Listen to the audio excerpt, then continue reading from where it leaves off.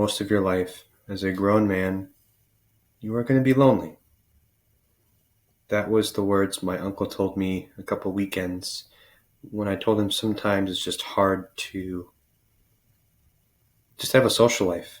Even when you have a good friend group, when you have connections, it's still kind of difficult to always be in the mood for hanging out. And even when you are in the mood to hang out, you may not be able to hang out with people just because they may have different things going on in their own individual schedules and they're always busy. I've actually made a video on this very early in my channel. When I moved to Massachusetts initially, it was kind of hard adjusting here, especially with the loneliness.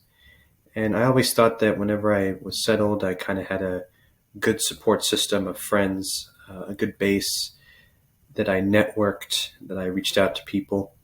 It would somewhat alleviate a lot of that loneliness. But even as a person who has friends, I do feel lonely.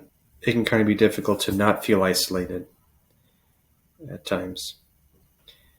And I remember I talked about this with my uncle at one point, and he told me that as a man, even if you are married, if you have a significant other, if you have kids, if you have a lot of friends, there's always going to be moments in your life where you're just going to be lonely and you're going to have to deal with a lot of those problems individually as a man. Basically from your youth all the way until death does its part, basically. I don't consider the time spent at my current job as valuable time, although it is very good for my own training and personal goals.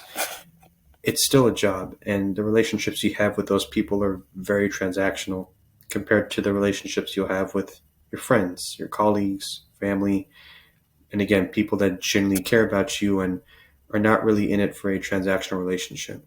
I don't know if my uncle's right in his opinion in that as a man, you are going to feel lonely most of your life. It's just going to be you, really, and your own problems and your own feelings and your own moments you just got to address, move on from, or consider, and continue to live life.